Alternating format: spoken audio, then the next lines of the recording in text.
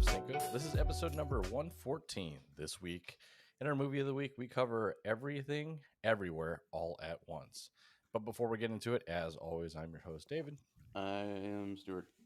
And I'm Ben. Guys, Stu, did you see anything else besides your movie of the week, Gary?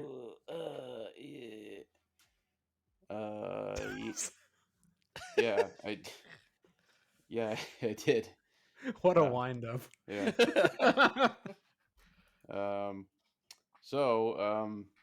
This is something that I wanted to watch after during the previews of our movie this week, Everything Everywhere All at Once.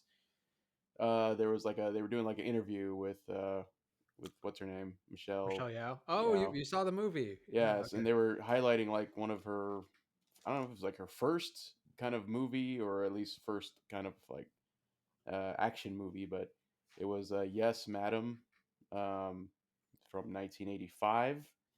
I watched that, and boy, was that movie a piece of 80s nostalgia. Everything about it is just insanely 80s. Um, and if you really want to watch it, it was like it's a tour de force in 80s fashion.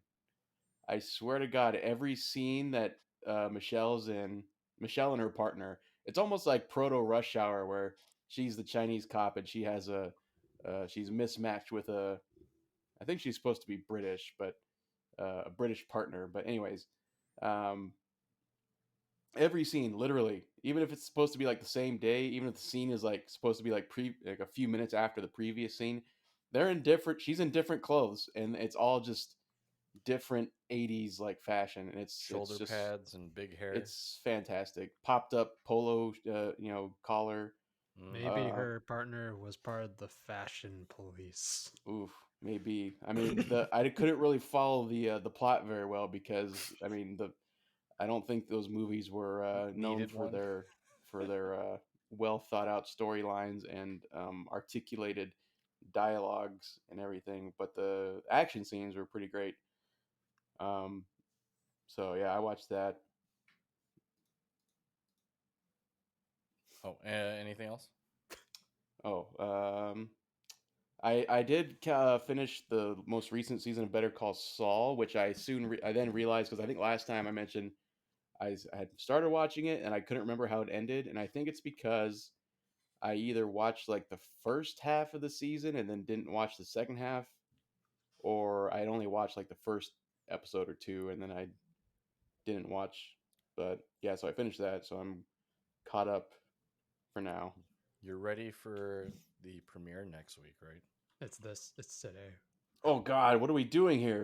Okay, fine. I guess we could try to wrap this up really quick. All right, Ben, what did you see this weekend? I rewatched. Great, some Japanese thing. All right, let's move on. Actually, it was Pacific Rim. Seriously? Yeah, we rewatched it. All the kaijus. Man, I am sad that it did not get a proper sequel or follow-up, you know? I really did that movie. It got a sequel. I am so sad that we never got a sequel. Man, what a shame. No, look, Ben, it's What right a over here. shame. The sequel. Look, I'm holding Man, It says Uprising. It what happened a after the shame. original. If only they made it. It's man. They did. Ben, I'm holding it here in my hands. One day, Actually, maybe. they sell them in a 2-pack. It's in the same 2-pack of the same movie. Yeah. Dear Mr. Del one Toro, for home and one for away. Yeah. You should make a Pacific Rim sequel. He'll get to it one day. But man, I forgot how much of a good time that movie was. You know, it's not like the best movie in the world, but it is extremely fun. You know, just all the stupid zany things that happen in it. Oh my god, I forgot how great Charlie Day. Yeah, Charlie Day. He's like the buddy cop scientist. You know, Mm-hmm. There are just so many great things in that movie, and I am kind of sad to see like Ron Perlman in it, and you know, just realizing that he's getting older and how great he was also in it. Mm-hmm. I really hope we get another movie with Ron Perlman and Guillermo del Toro. You know, like man, what a treat he is. I feel like you're building up to something. Are we missing something? No, what the fuck? What you do not? Do you not like Pacific Rim, David? I Do you like not like Pacific Rim. anything fun? No, David, no fun Chen. Is that it? That's what they call him. Oh yeah, that's what your Don't business wear it card out. says. David.no.fun.chen at Ever since he gave up the gmail.com. big deal moniker, Oh, I bought the email address. It's mine he's David No Fun Chen. Yeah. now. By default. .com. .biz. .co. .fun. .cn. .xxx. What? .cn. Those are surprisingly expensive to get your hands on. It's a lot of domains. So this week I actually caught Fantastic Beasts: The Secrets of Dumbledore. On top of watching our movie this week. If you would like to fall asleep, this is a great movie to put you to bed. Was it you or Ben who was complaining about how Harry Potter was a Mary Sue? Yeah, Ben was complaining about how but then didn't Harry you Potter's agree? Mary Sue. Weren't you agreeing with him, or I don't remember? Yeah, to a certain extent, but this is like a it's almost like a prequel because it just talks about Dumbledore instead in general. But this is supposed to be the third out of the 5 movies.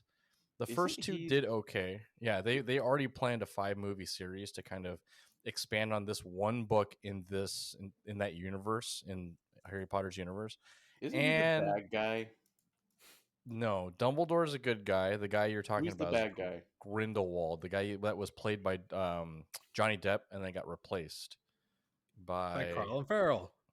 In the Harry Potter movies? This is a Fantastic Beasts is a book that's in the Harry Potter universe that kind of describes what these types of like dragons and blah, blah, I thought blah, Dumbledore was from Harry Potter. Dumbledore is from Harry Potter, but this is Dumbledore like growing up. Oh, okay. Well, who's the bad guy in Harry Potter? Voldemort. Oh, okay. I get the 2 mixed up. That's the one I would like to see, but whatever. Are you going to spoil it for us, David? What? I don't know. No. Here, I'll spoil it for you. Does Dumbledore die in this one? No, he does not. No, that's the Ben, I was actually kind of curious. I know that didn't you say that you guys went to go see the final 2 films? What were your thoughts on that? Oh yes, we did, and what an experience! So we went to go see it at the Alamo Drafthouse, and if you've all been there, but for those who don't know, it is like the premier movie going experience. They actually have actual food there, not just fucking corn dogs and. Hey! Slow your roll. I can't sit here and let you talk bad about corn dogs. All right. The lowest common denominator of food, corn dogs. They don't have those, but they have some real bon appetit shit there. They actually have something on the menu called a Royale with cheese. It's true. They got some good shit there. And one of the main things I really like about it, aside from the cocktail service right to your seat whenever you want it during the movie, is bottomless popcorn with real ass butter that you can get refilled on demand whenever you want. You don't have to go up to the counter, nothing. You just kind of put your piece of paper up and they bring it right to you. You don't even need to be in the movie. Tell us about the movie. Yeah. So you imagine my surprise for a 5-hour movie and me ordering popcorn 30 minutes before it started. That was a lot of fucking popcorn, let me tell you. How many bowls of popcorn 3 did you go through? Holy crap. And also the fact that, it's real butter. So the butter, congeals and like solidifies at the bottom of it, there were points where I was literally just like scooping handfuls of butter into my mouth. Why? Because I ran out of popcorn and I couldn't scoop it with the popcorn. So all I had were my meager fleshy hands to really enjoy the rest of the movie going experience. But yes, I got 3 drinks along with it. I got a fried chicken sandwich. Wow. And yeah, it was quite the experience. Let me tell you. What was your thoughts on the movie, Ben? You talked about everything other than that. Well, let me tell you, the burger was all right. I had at one. I'm surprised you didn't just have one of everything on the menu at this point. I'm working my way up there. I really am. But He's gonna have a really tough time when he gets to the shrimp burger. So the movies themselves, it was kind of interesting to see because a lot of people do like these movies, but at the same time, like it does seem like from an outsider's perspective, someone really tried to force this to be like a 2-part movie when it really shouldn't have been. Like they really like pried the shit open trying to like stretch this out into 5 hours. And uh there were some redeeming parts. I do like Alan Rickman's portion of the movie. Like I'm sad Alan Rickman is gone. R.I.P. Alan Rickman. Yeah, ever since he fell off on Nakatomi Plaza. Yeah. Never been the same. The so a spoiler for those who don't know about the last Harry Potter movies. Snape gets killed, and I feel like he brings a lot of great range to that character, and he really epitomizes his character, Professor Snape.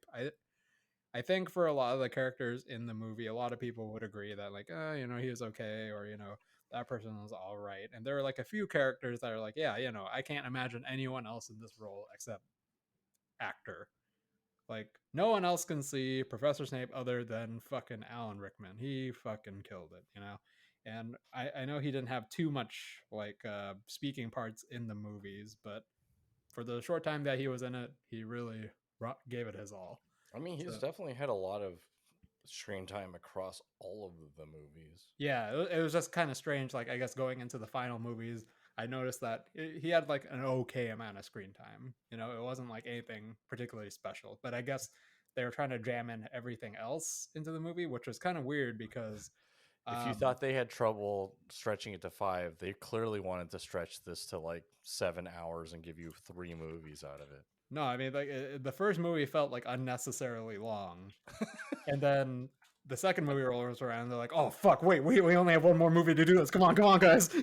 Just like, yeah, that's kind of what it felt like. Everyone really was just like barreling towards the end at the second movie, and then the part at the end of the movie after they killed Voldemort was a little strange because they tried to age everyone up, and it did not look like they're aged up at all.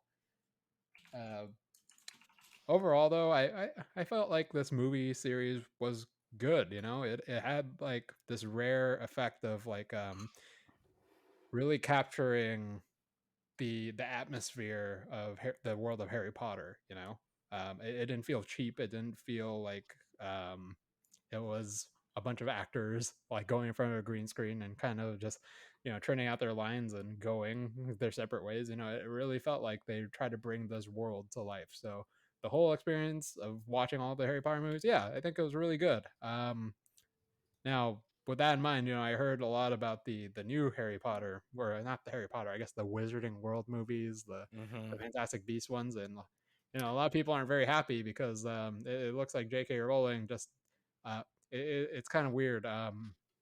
She has the final say in everything that comes out of these movies. Like it's a very strange situation where there's no creative panel or anything. It's literally just her.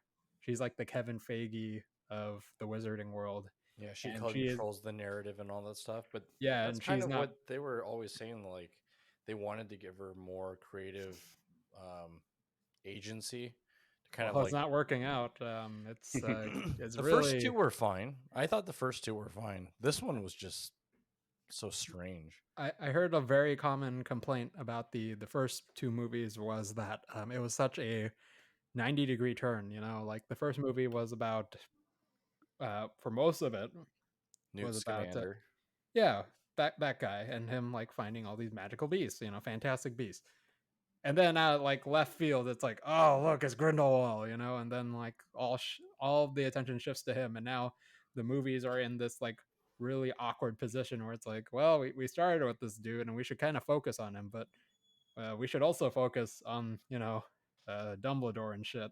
So let's kind of split it up, but not give any of them any good, meaningful story arcs. So we'll just give them two halves of a shit sandwich. It feels like the first three movies, they're just opening a bunch of storylines and then hoping that they can close them in the fourth and fifth one. But based on the box office numbers that we'll talk about, that is in serious jeopardy. Yeah, and right now. Small spoiler for the new movies. From what I've read, this movie is about wizard Nazis. Is that right? Yes, not wizard purists. I think that's which was exactly the same thing from the original one. I think I mean, I'm kind of an outsider to this whole universe, but it sounds to me, just in that one statement, that that's like the equivalent of the Fonz jumping the shark. The shark. Jumping the Nazi. I wish there was a saying they had that went with that. Oh, so this is the new saying when Harry Potter went Nazi? No, but here's the great part. So I gave that's a very brief summary of that, but a slightly longer summary of that is that Dumbledore has to stop the wizard equivalent of Hitler from killing real Hitler. Is that right? Like that's what that's what my friend told me. She don't believe that. Actual Adolf Hitler? Yeah, she said that the real Hitler is being like, targeted by Grindelwald or something, and in some sort of like elaborate scheme, by eliminating real Hitler, they would then be able to get pure wizards or something. Hold on. Like that. All of a sudden, this movie series now has weight. Let's see. I would like to know where that relationship came from. In essence, Dumbledore is part of the Axis. So who's the allies then? Or is that going to be the next movie? It's the wizard Nazis. What beach do the wizards allies storm? Hold on. I think your friend might have it backwards based on this news article. But I don't know how realistic this news article. I just literally typed in Fantastic Beasts and Nazis. The headline. Now. The headline. That's fine. Hey, at least I tied it to this movie series. I didn't just type Nazis. Just want to leave that out there. The headline is A Fantastic Beasts fan theory brings the Wizarding World to World War II. The time period is correct. Like they've matched time periods. And then underneath the subheading was a fan theory about the secrets of Dumbledore suggests the primary villain Grindelwald might form an alliance with a notorious historical figure, Adolf Hitler. Then who formed the alliance with Lenin and Japan? Capitalism must crush capitalism. I don't know where J.K. Rowling is going, but she clearly is not afraid of stepping into very controversial topics. If anything, I feel like she's just stumbling her way through them. Yeah. So if there is if there's a Holocaust tie-in with Fantastic Beasts, this may be the last time we ever hear anything out of Harry Potter in general. I don't think anything's stopping her before. I mean, people are going in droves to like Harry Potter world and shit still. The movies, I mean, you'll probably talk about it later. But yeah, I mean, everyone still loves Harry Potter. Yeah, but they're not going to Fantastic Beasts world at Universal. Kind of like Star Wars, I guess, where everyone's like, I don't know about the new stuff, but I still love the old stuff. So yeah, so they're waiting for Dave Filoni to go over to jolly old Britain. John Favreau and yeah, we need you guys to save this. Kevin Feige, John Favreau, David Filoni, the Avengers of the cinematic world. Wait a minute. Yeah. The ACU. Hey, please don't put that into the universe. They're gonna try and make that happen. I don't know if that's a good thing. I think we've had enough Harry Potter, honestly. Okay. Any other thoughts before we move over to the box office rundown? No. Okay. All right. Number 1, Fantastic Beasts: The Secrets of Dumbledore, grossing $42 million. Number 2, our movie of the week from last week, Sonic the Hedgehog 2. Woo! Number 3, The Lost City. Number 4, our movie of the week this week, up from number 6 with 6.18 million. I don't know why I did that. Everything, Everywhere, All at Once. Number 5, Woo! Father Stew. Number That's me. 6, Ambulance. Number 8, The Batman. Number 9, Woo! KGF Chapter 2. I have no idea what that is.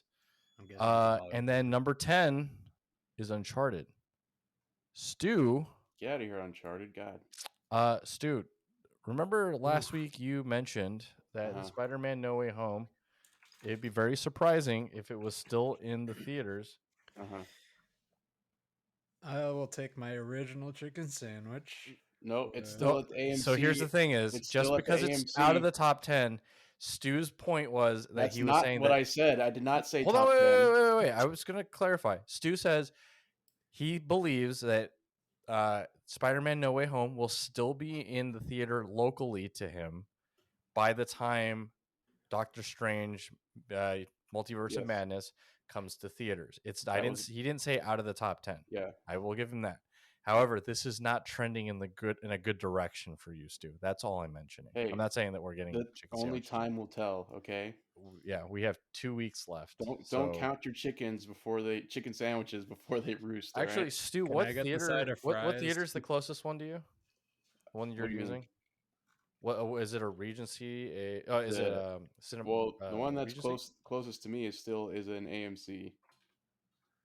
Oh, that's the one you're using, not the Regency. Well, no, I mean I'm just saying right now that you can still get a ticket to see No Way Home at AMC. I feel like Spider-Man No Way Home and AMC are like that, like really. I can't see what you're doing, David, with I'm your hands. crossing my fingers. They're really close. Come on, guys, just follow along here. But yeah, no, falling out of the top 10, that's kind of a big deal. Also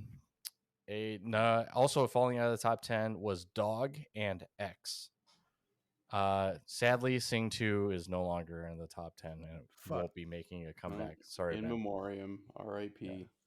So, but yeah, so Fantastic Beasts is the headline story, right? $42 million during the pandemic doesn't sound like too bad, but the problem is their production budget was definitely not only $42 million.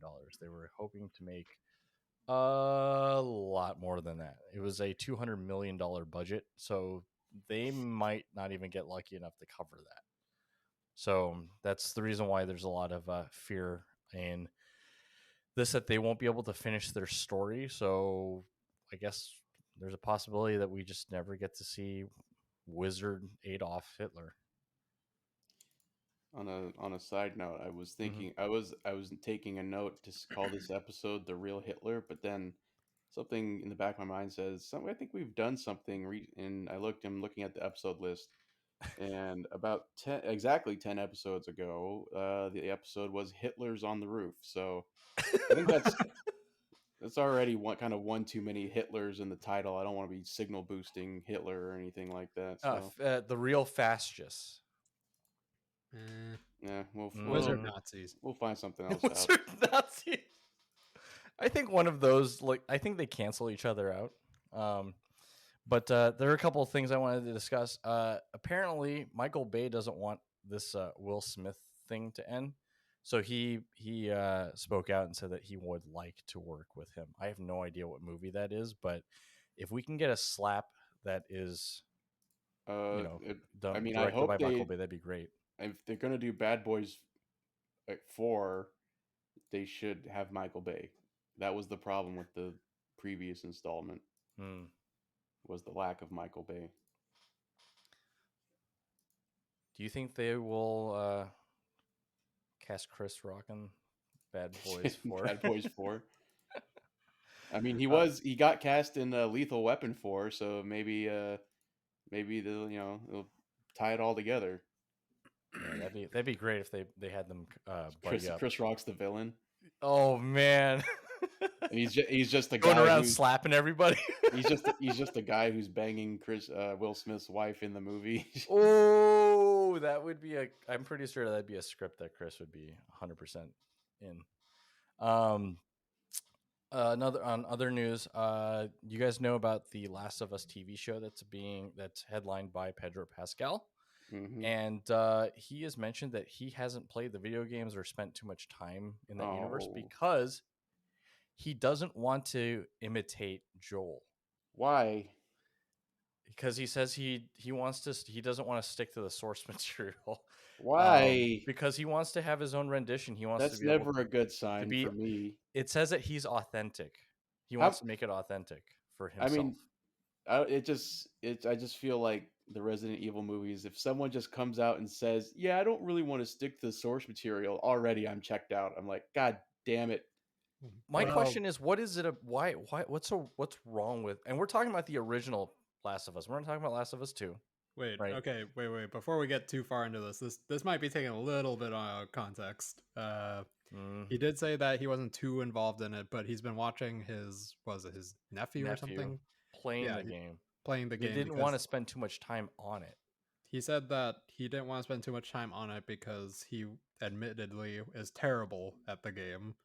So he just spends his time watching him. However, the reason that he said that he doesn't want to spend too much time on it is because he wants to trust whoever the showrunner is and not give too much of a I see. disparity between creative visions for it. You know, he says that he trusts the showrunner to kind of Well, give him the all right, vision who's that they the want. who's the So showrunner so we can know if who to it's I have no not blame? idea. Naughty Dog, then we clearly have a problem.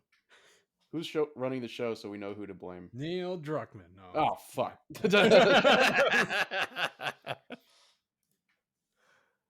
Yeah. Wait, is it really Neil? No, it's not. I know that they have a lot of creative control over the show, but no. Well, I guess we'll have to see if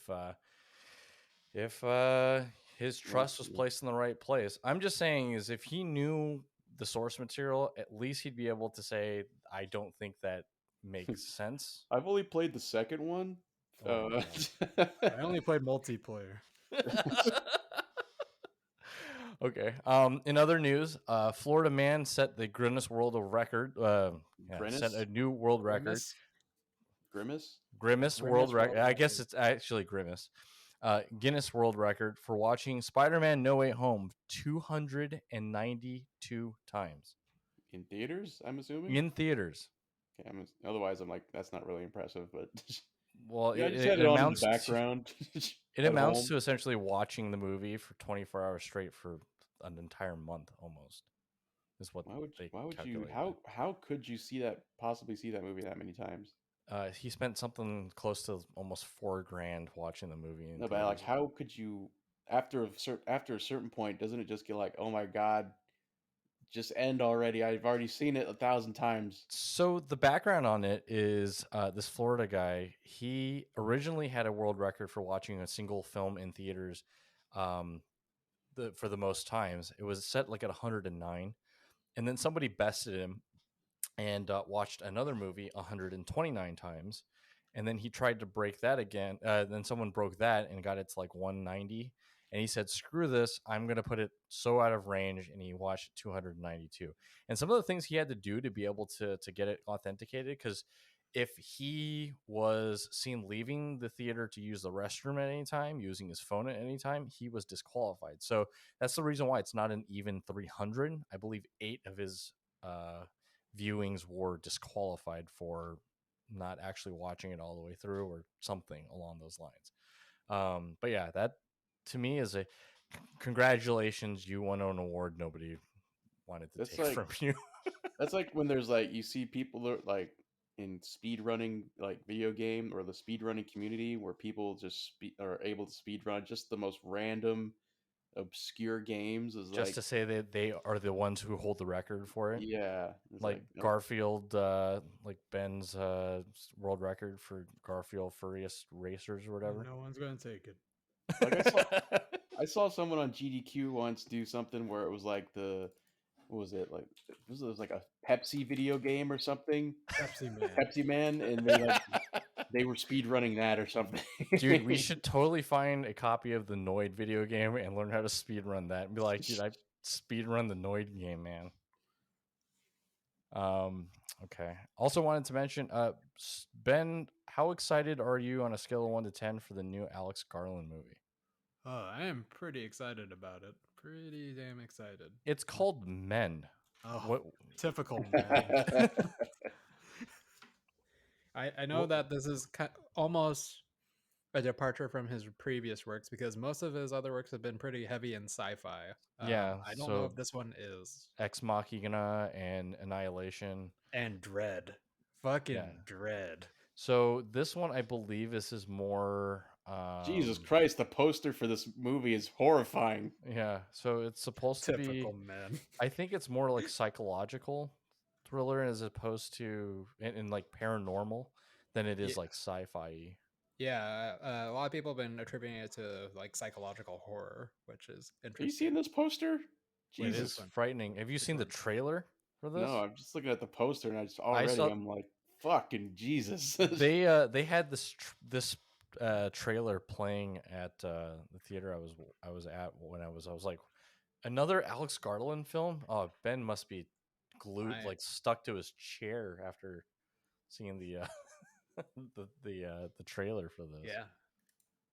I'm pretty excited for it. I mean, the image of I guess like I've always had that fear too of like coming to a long tunnel or like an open field or something, and there's just one person at the other end and they just start running towards you. It's like, oh fuck me, you know?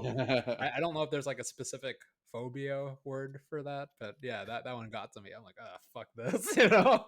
Oh my god, he's exercising. Stop it. Go away. Yeah, but I am pretty excited about it, especially since who is the lead in this? Jessie Buckley or something? Mm-hmm. She was Yep, that's her. She was in I'm thinking of ending things. I really liked her in that, so I'm pretty excited. Okay. Well, now that we got Ben nice and warmed up, let's go over to our movie of the week this week. Let's go. Everything Everywhere All at Once. Ben, you've seen this twice, so I'll leave this one to you. I think you've seen it more than that. Oh yeah. In Everything Everywhere All at Once, you'll see one of the greatest movies of the past 20 years. Is that it? Yeah, that's it. What else is there to say about it, really? I mean, okay. All right, Stu, we'll let you lead off. Ben, you've been really like leaving these wanting, but okay. All right, Stu, thoughts on Everything Everywhere All at Once? Well, let me tell you. Greatest movie of all time? If in the 20th century? If you're looking for a movie that's severely going to disappoint you in every way, shape, and form possible, this is not the movie to watch. This movie was pretty goddamn fantastic. Pretty much everything about it was great. I guess it's kind of like why Ben's introduction was so simplistic, is because there's really not much to say. There's not much to say other than this movie was pretty goddamn great. It was a great. It was a good movie. Good movie. Score. I know a lot of people were saying, or like singing its praises as like, I don't like, for me personally, I don't feel. I mean, I don't feel like as moved to say like it's like, oh my god, it's the greatest movie of ever. Mm-hmm. But it's definitely up there, and I can understand why people would say that. But you know, having said that, I do give this a solid 10 out of 10. Okay. Ben?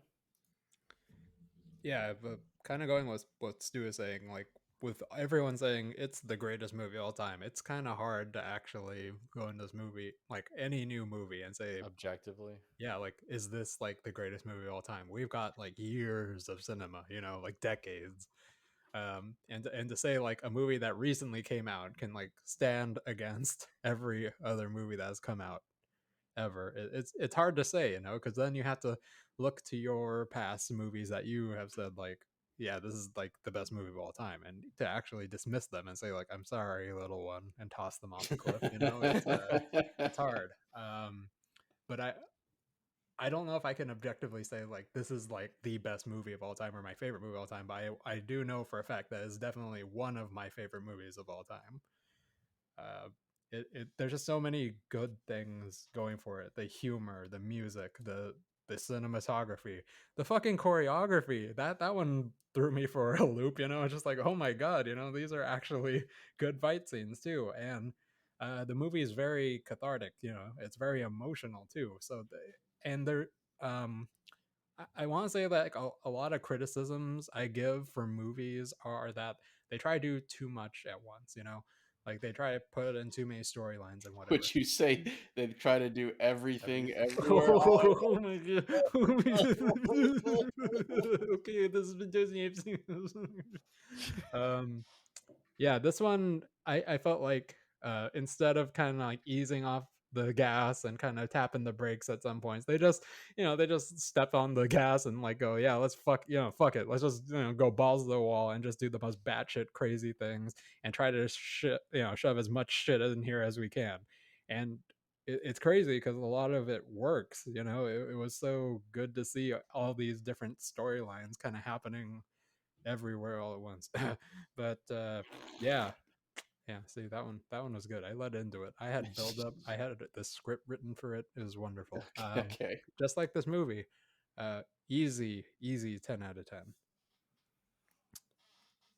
I feel like this is kind of like what Ben, you were talking about. It's like hard to kind of have everything live up to the hype. I don't know what I was really expecting after hearing how great this movie was. Walking in, and I don't know. To me, I felt like there were a couple of things missing, and then reading some of the background notes on it, it's still a great film. But to me, I don't know what I don't know what it is, but I felt like something was missing. Um, and for me, I can't give it a 10 out of 10 because I definitely don't feel I didn't feel that same way that this was like the greatest film I've ever seen. There were some things about it that I was just trying to wrap my head around. Maybe it's the fact that I was distracted by the fact that somebody thought that in the, I don't know if this is a spoiler or not, thought that in the middle of the movie where there are credits, they walked up and they left and they never came back. I was like, did you think this movie was over? Am Maybe I they had to missing go take a something? dump. That I don't know. I'm pretty sure they were by themselves, but I think that this is one of those movies that probably requires a couple of like viewings for me to be able to kind of get the full scope, because there was a lot of things that were happening all at once, and I feel like if you didn't really pay attention the entire time, you definitely missed some stuff. So for me right now, I want to leave some room because I don't know. I definitely want to see this Spit it movie out, again. David. I'm giving it an 8. Boo! Ouch. Get him the fuck out of here! Boo! Security! Get this man out of here! Um, Oh man. hearing some of the stuff about it, apparently when they were writing the script for this, they had written it for Jackie Chan instead of Michelle. Um, obviously, that would have been a very interesting take, but I think Michelle Yao did really a great job. I mean, based The on what I saw in Yes, Madam, she definitely has the chops for it. She brought it like in whatever, I don't think it's saying that this is a multiverse movie is bearing the lead. I mean, I'm pretty sure most people know that. In every iteration or every version was unique and different, and they all had their own character, even if the time that they spent on them was very short. So that's something I'll give to her. Apparently, what's the girl's name? Oh crap. The daughter's Joy? name again? Huh? Joy? Joy, yeah. Joy was supposed to be played by Aquafina. Hearing that, I'm Oh, actually thank glad they God. did not go with Aquafina. Oh, thank God. That would have after reading that, I was just like, okay, maybe I She'd need also to be too old. What the fuck? how old is Aquafina? I feel like it doesn't matter how old she is, she just seems too old for the Yeah, role.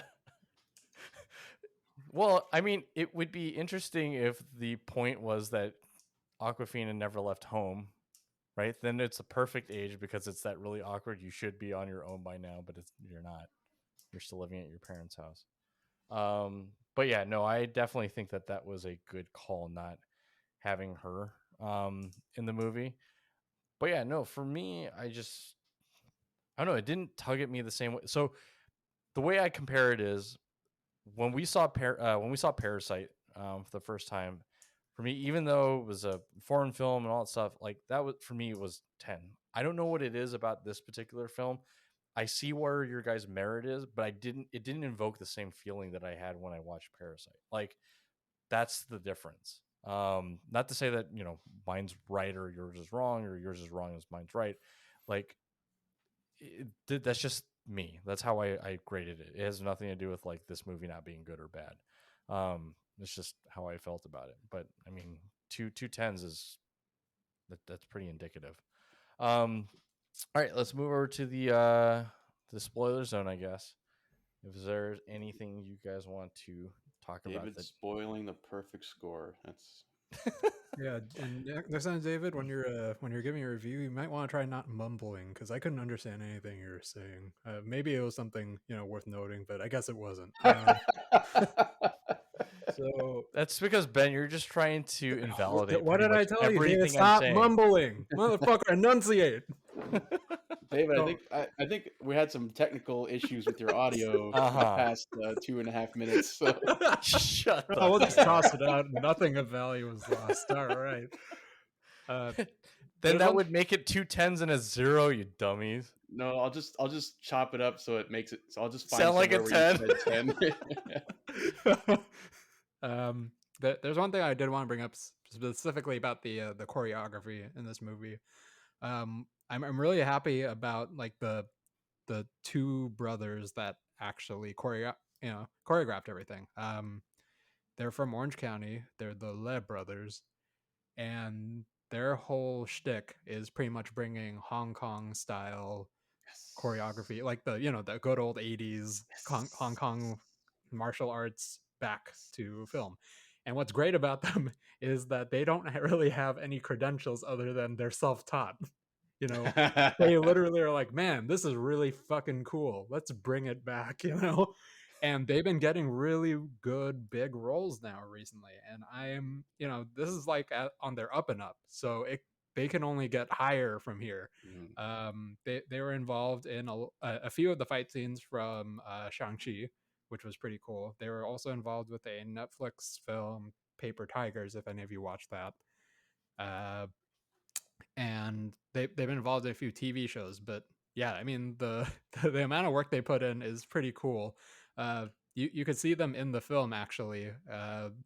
It was the bald security guard along with the other guy who was trying to impale his asshole. Right. The two guys impaling themselves. Yeah. So it's pretty cool. Looking through their social media, they showed a few behind the scenes looks at the fight choreography, and they definitely went at it pretty hard. They messed up a few times, like they plowed themselves through the set because they fucked up so much. It's pretty cool to see, and I'm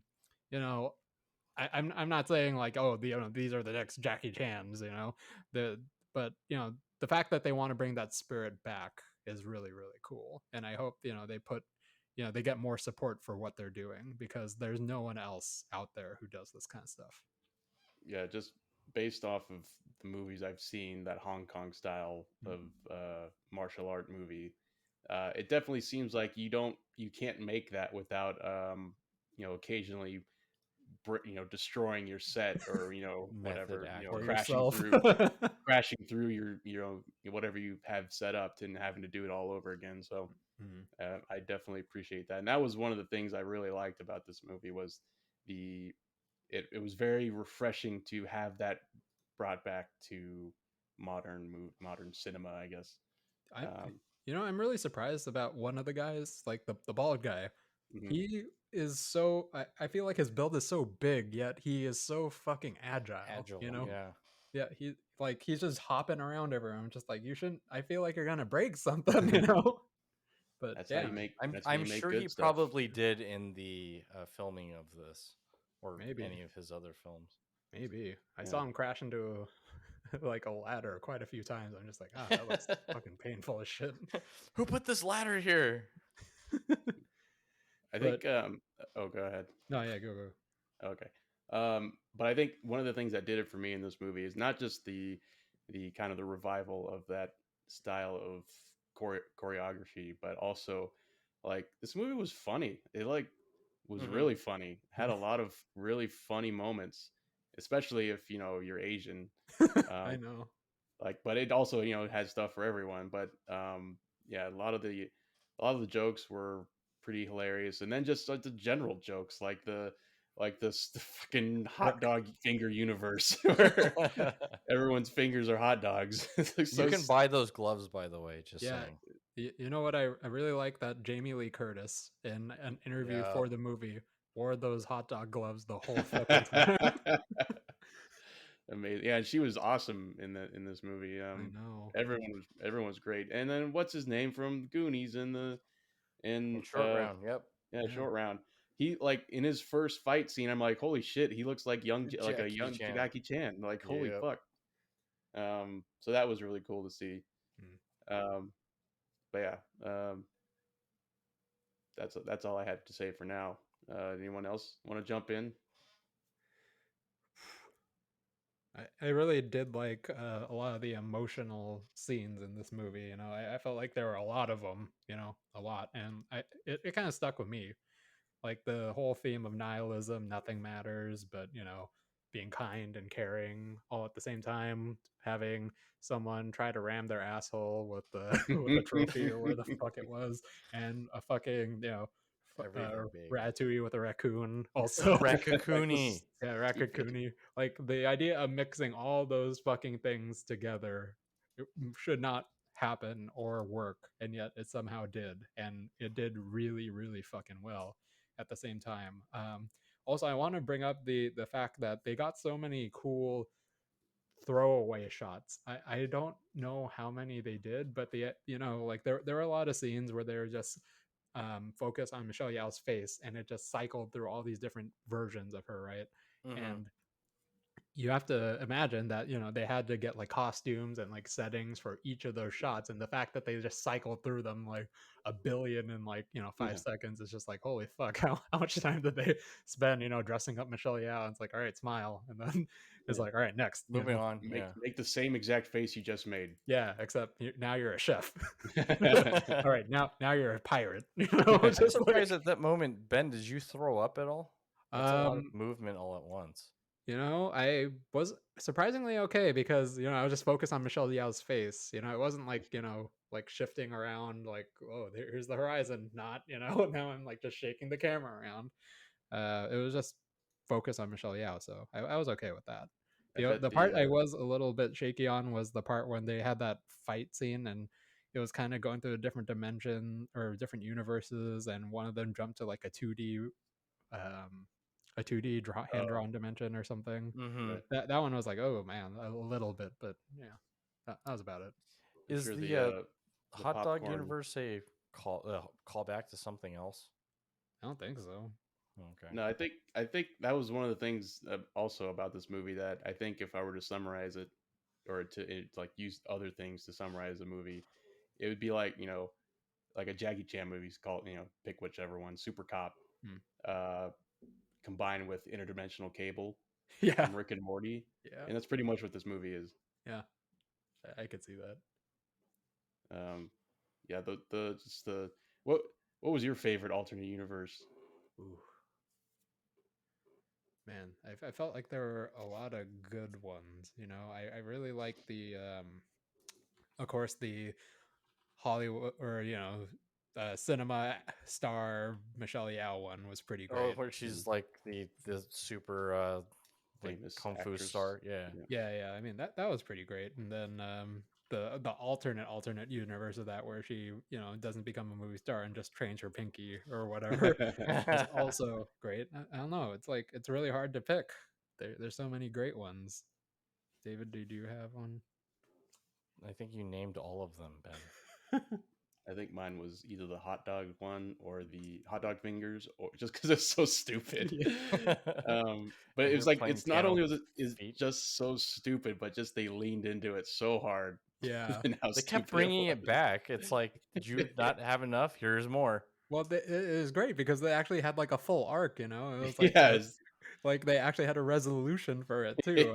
And like every time they switch back to it, I love how it's such a zany thing, but every time you go back to it, there's something even more unsettling or something even stupider about that universe. You know, it's like, oh, they have hot dog fingers. That's cool.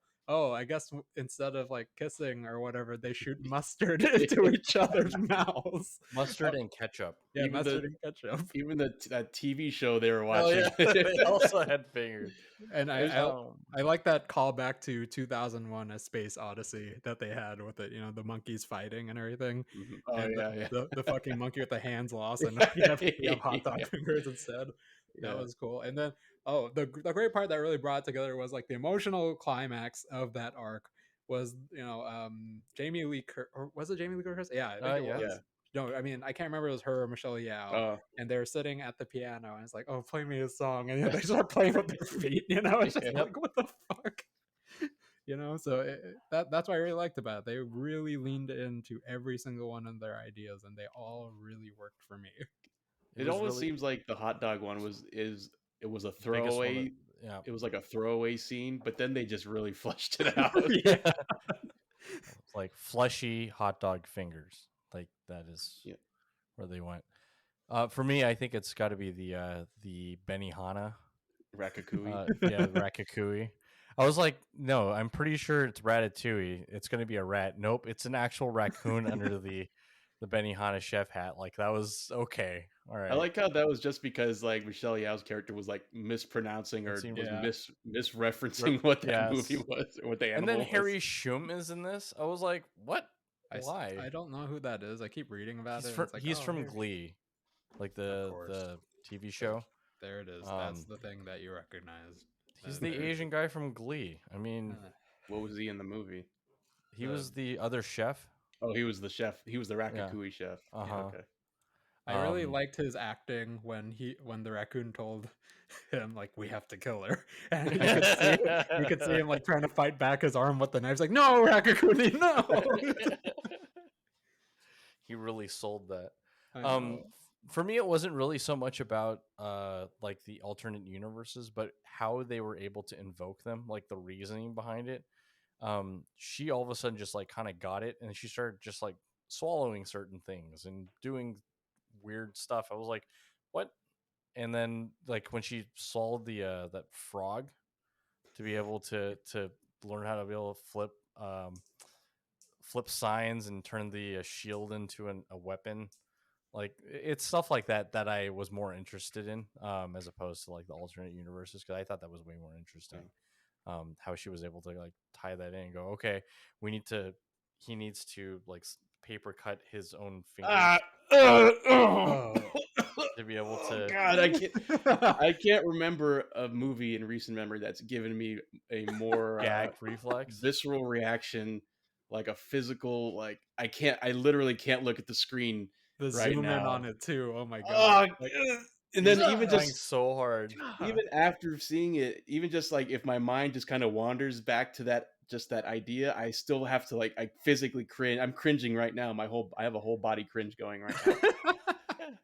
It's just, oh, why did they have to do that? Yeah, Oh. Yeah, you have to get paper cuts right between your fingers. all man. 4 of them. Okay. Okay. They do paper cuts. No, well, no, it's not paper cuts. It's it's the location. Paper cuts in your webbing of your fingers. Stop it. And in between your toes. But even though, so okay. Can you imagine ASMR? Oh God!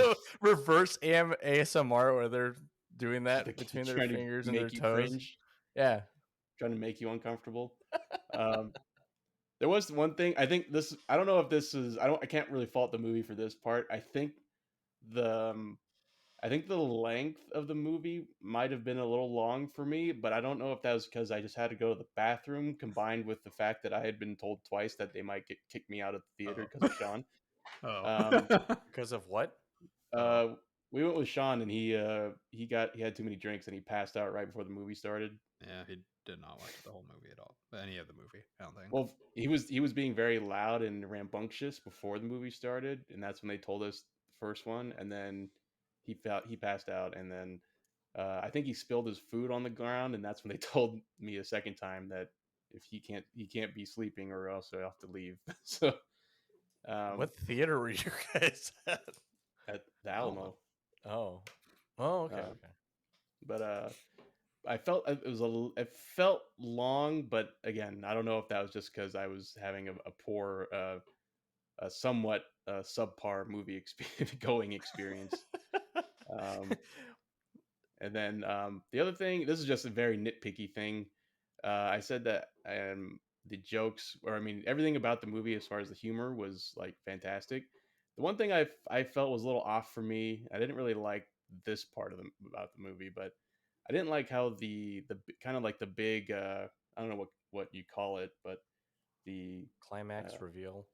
kind of like the thing that what's her daughter was like making Oh, was the just into doomsday device that happens to yeah, be an it all the was like everything bagel. everything. Yeah, I thought that was a little weak. I didn't really like it. Didn't that one didn't land for me, and I thought it was a little weak. That not only did it not land, but then that like they made it into like the big kind of like um, Thing. I don't know what you do climactic device of the movie.